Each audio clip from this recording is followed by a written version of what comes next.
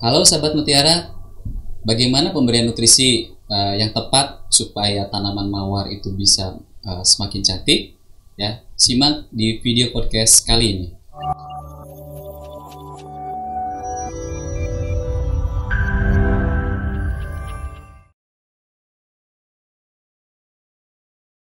Halo, selamat datang di channel YouTube kami, NPK Mutiara TV. Di channel ini, Anda akan mendapatkan informasi dan edukasi seputar pertanian, khususnya nutrisi tanaman. Tonton video-video kami, jangan lupa like video kami, subscribe, dan pentung tanda loncengnya untuk terus mendapat update dari kami. Assalamualaikum warahmatullahi wabarakatuh. Halo sahabat Mutiara semua, apa kabar? Berjumpa kembali bersama saya Agus Garisman pada video podcast kali ini. Nah, pada video podcast kali ini kami mengangkat tema mengenai bagaimana cara pemberian nutrisi yang tepat supaya bunga mawar sahabat Mutiara semua bisa cantik, maksudnya bisa tumbuh dengan baik dan hasil panen yang optimal. Ya, kita simak di video-video berikut ini. Tapi sebelum masuk ke materi, ya, kami mengingatkan sahabat Mutiara, bagi yang ingin bertanya ataupun ingin mengajukan komentar, maka silakan tulis pertanyaan dan komentarnya nanti di kolom komentar. Ya, kita langsung saja menuju materi. Ya, sesudah pada video podcast sebelumnya kami membahas mengenai budidaya dan yang lain-lain. Nah, untuk program pemupukannya kita bahas lebih lanjut pada video podcast kali ini. Nah, peranan hara itu sangat penting untuk tanaman mawar. Jadi secara umum tanaman mawar ataupun tanaman-tanaman yang lainnya itu memerlukan kurang lebih ada 12 jenis unsur hara. Ada 6 unsur hara makro yang artinya diserap secara banyak dalam jumlah yang banyak oleh tanaman, dan ada 6 unsur hara mikro, yaitu unsur hara yang diserap dalam jumlah yang sedikit oleh tanaman. Nah, untuk tanaman mawar itu sendiri, pertama, jika perakarannya ingin sehat dan kuat, maka sahabat Mutiara semua itu harus mencukupi mawar dengan unsur hara fosfat, kalsium, dan boron. Nah, sedangkan ke atas, jika ingin daunnya supaya terjaga tetap hijau dan sehat, maka sahabat Mutiara memerlukan unsur hara nitrogen, fosfat, kalium, magnesium, sulfur, mangan, zinc, dan zat besi, supaya tanaman mawarnya bisa tetap terjaga daunnya hijau sehat. Nah, sedangkan untuk pertumbuhan yang cepat dan sehat, cepat dalam arti kata ya bisa cepat tinggi, ya terus dia relatif lebih kuat dari serangan penyakit, maka sahabat Mutiara itu harus mencukupi tanaman mawar ini dengan unsur hara nitrogen, ya, fosfat, kalsium, boron, dan zinc. Nah, tentu jika sahabat Mutiara menginginkan bunga mawar ini kuntumnya supaya lebih besar, ya, lebih cerah warna bunganya, maka sahabat Mutiara perlu mencukupi tanaman mawar ini dengan unsur hara kalium, kalsium, dan boron, supaya selain kuntumnya juga besar, warnanya baik, ketika dipotong itu daya simpan atau face life-nya juga bisa bertahan lebih lama. Oke. Kebutuhan unsur hara pada tanaman mawar secara garis besar ada seperti ini. Untuk nitrogen itu kurang lebih memerlukan sekitar 550 sampai 1341 kg per hektar. Nah, sedangkan untuk fosfatnya memerlukan sekitar 147 sampai 380-an kg per hektar fosfat. Dan untuk kaliumnya sekitar 562 sampai 141 kg per hektar. Jadi jika sahabat Mutiara ingin menentukan program pemupukannya, maka ini bisa menjadi acuan sahabat Mutiara untuk menentukan program pemupukannya. Oke. Nah, bagaimana jika tanaman mawar itu kekurangan nitrogen atau defisiensi nitrogen? Maka saudara sahabat Mutiara semua bisa melihat bahwasanya jika tanaman itu kekurangan nitrogen, tanaman itu akan relatif kerdil atau dia tidak tumbuh. Karena nitrogen ini sendiri kan berperan dalam pembentukan ya protein, yang notabene protein ini bisa terus membuat tanaman terus tumbuh dan berkembang. Jadi jika tanaman itu kekurangan nitrogen, biasanya tanaman itu tentu akan stagnan, ya, tidak tumbuh maksimal. Selain itu juga biasanya di daun-daun tua itu akan terjadi klorosis atau kuning daun. Nah, bagaimana jika defisiensi fosfat atau kekurangan fosfat? Biasanya jika kekurangan fosfat, tanaman sama, dia akan kerdil, tidak tumbuh meninggi, dan biasanya di daun-daun yang lebih tua itu akan muncul gejala warna ungu ya, atau ya warna ungu. Jadi biasanya kalau kekurangan fosfat di daun-daun yang lebih tua itu di pinggir-pinggir daun ya, itu ada warna ungunya, dan muncul warna ungu yang harusnya hijau seperti itu, ini malah ada ungunya. Dan selain itu juga pertumbuhannya akan terhambat. Dan kalau ditelusuri lagi, jika dicabut mungkin perakarannya ya akan lebih kurang baik dibanding tanaman yang normal, karena fosfat itu sendiri juga berpengaruh ke zona perakaran.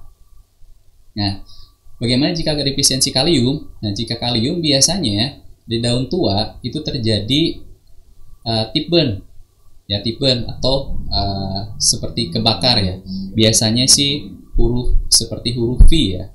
Jadi kebakar di ujung daun seperti huruf V, tip burn. Nah, itu biasanya defisiensi kalium. Nah, tentu jika defisiensi kalium ini dibiarkan saja, tidak segera diatasi, maka ke kuntum ataupun nanti ke pembesaran bunga mawarnya ataupun ke warna atau kualitas mawarnya sendiri juga tentu akan ya kurang baik jika dibandingkan ya kaliumnya tercukupi.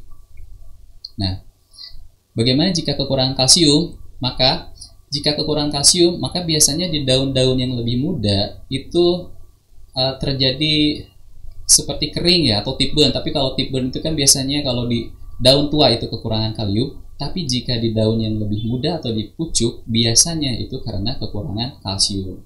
Nah, kekurangan kalsium ini jika tidak dikendalikan secepatnya, maka biasanya nanti ketika hasil-hasil bunga potong mawar dipanen, daya simpan juga akan sangat sebentar dibandingkan jika dia tercukupi kalsiumnya. Selain itu juga kuntumnya pun tentu akan lebih kecil jika dibandingkan dengan mawar yang tercukupi unsur kalsiumnya.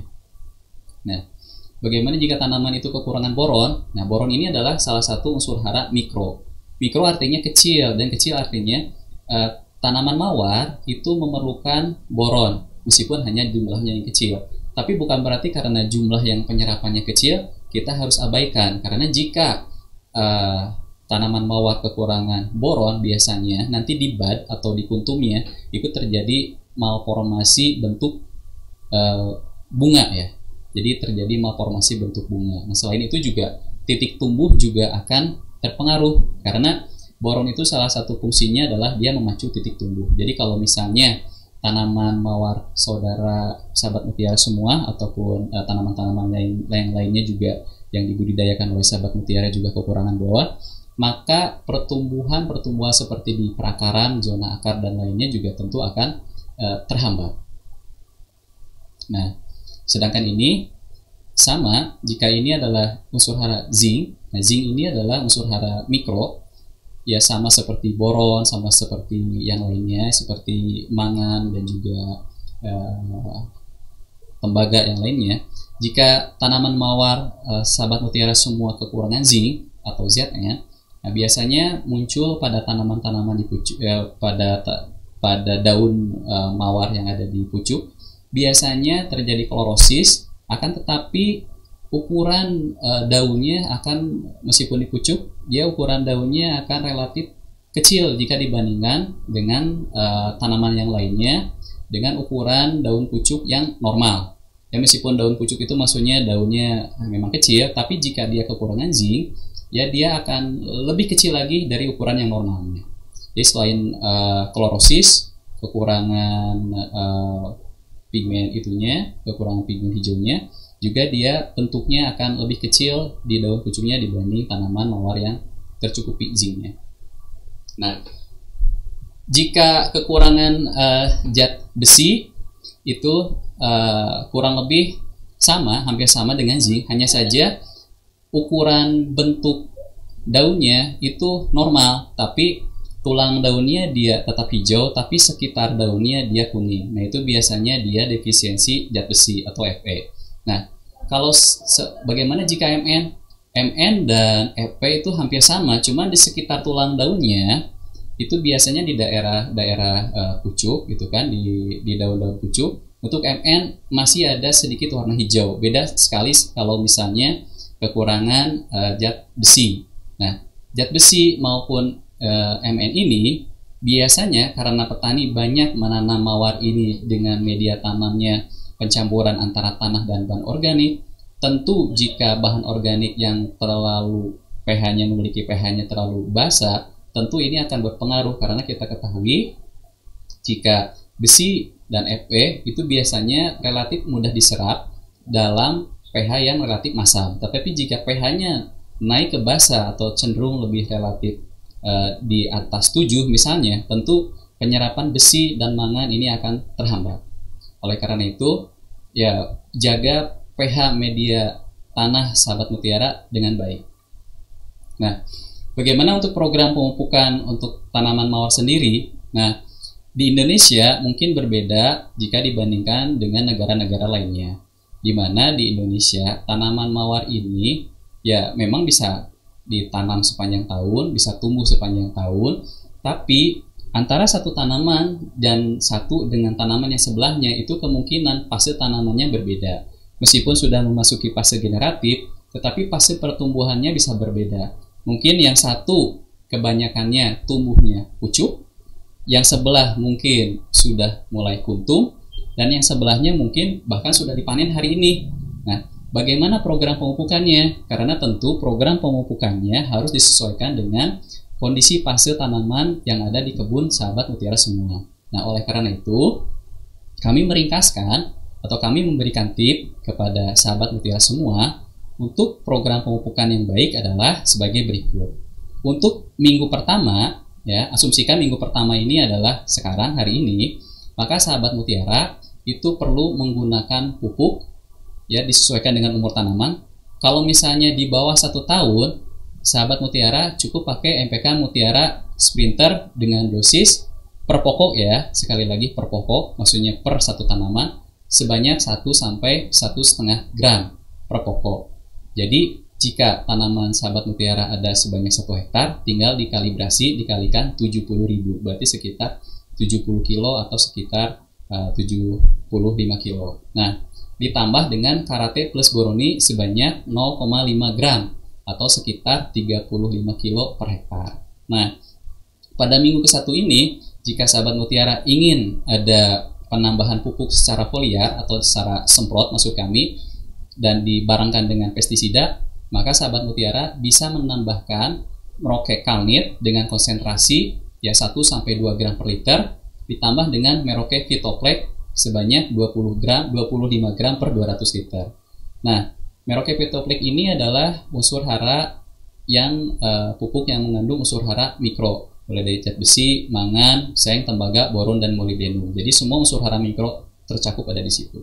Nah, minggu ketiga atau 2 minggu dari sekarang, ya, ulangi dosis yang tadi, hanya penggunaan pupuknya yang dirubah saja. Jika tadi di minggu pertama sahabat mutiara memakai NPK Mutiara Sprinter dengan formula 20-10-10, maka pada minggu ketiga ini NPK-nya sahabat mutiara ganti dengan NPK Mutiara dengan formula 16-16-16 dengan dosis yang sama. Hanya pada foliarnya sahabat mutiara bisa menggunakan Merauke Mages yang mengandung magnesium dan sulfat dengan konsentrasi 1-2 gram per liter. Dengan penambahan juga Merauke Vitoplex sebanyak 25 gram per 200 liter.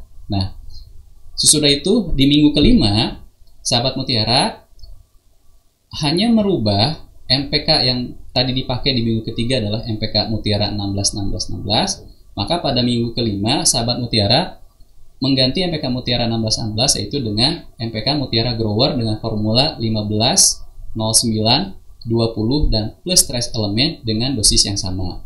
Hanya saja di minggu kelima sahabat mutiara jika ingin hasil panennya juga bisa baik, maksudnya masuk kategori A dan B lebih banyak, maka sahabat mutiara bisa menambahkan pupuk majemuk lainnya yaitu subur kalibutir ya sebanyak 0,5 gram per pokok. Dan jika ingin menambahkan pupuk foliar, maka sahabat mutiara bisa menggunakan Merauke NKP sebanyak dengan konsentrasi 1-2 gram per liter. tentu tetap dengan penambahan Merauke Vitoplex dengan dosis 25 gram per 200 liter.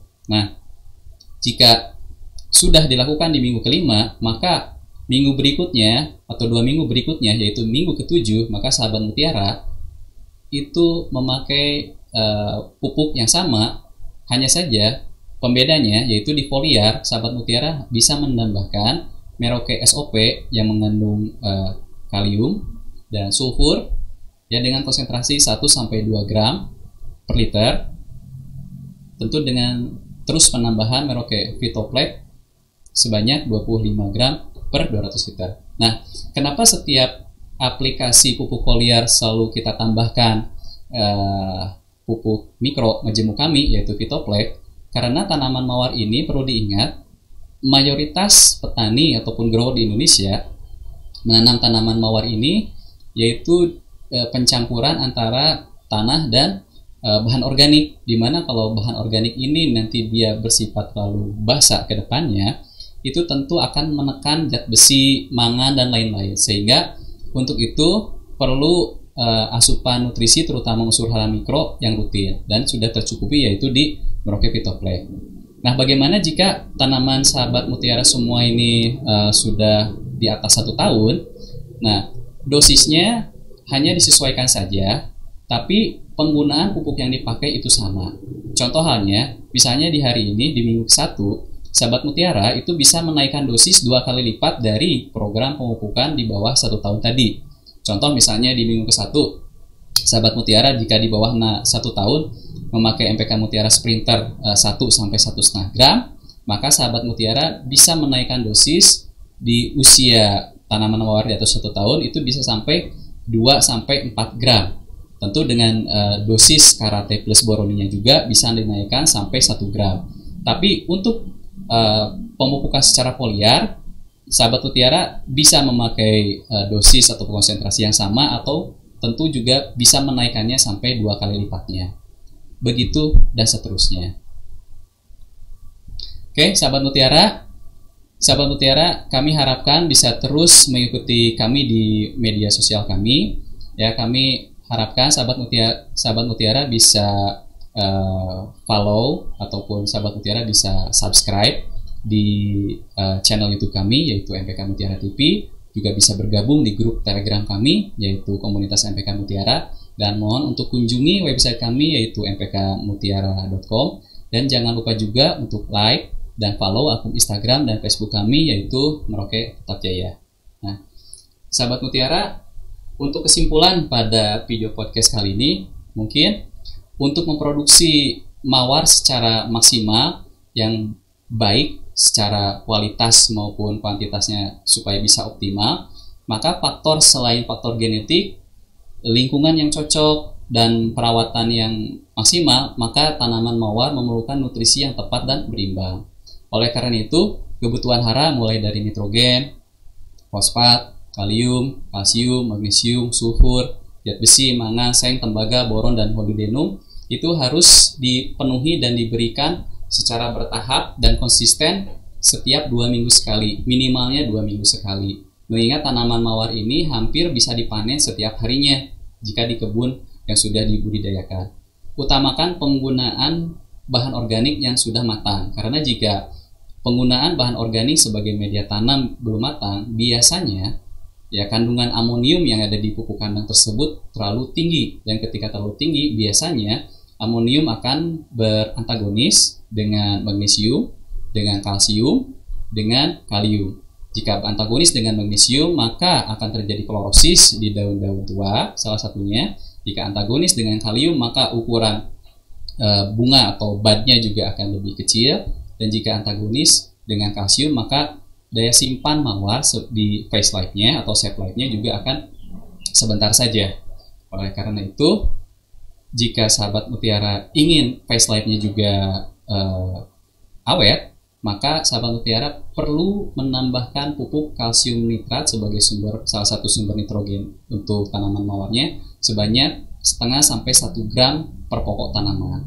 Nah, sahabat mutiara, jika video podcast ini dirasa bermanfaat, silakan sahabat mutiara bisa share sebanyak-banyaknya video ini di media sosial sahabat mutiara semua, supaya bisa menjadi motivasi kami untuk terus memproduksi video-video edukasi kami lainnya. Jangan lupa like video ini, subscribe channel MPK Mutiara TV, pentung tanda loncengnya agar sahabat Mutiara supaya terus update video-video edukasi kami lainnya. Stay healthy, tetap jaga jarak, selalu pakai masker. Sampai jumpa di video-video podcast kami lainnya juga. Ya, akhir kata, Assalamualaikum warahmatullahi wabarakatuh. Salam Mutiara.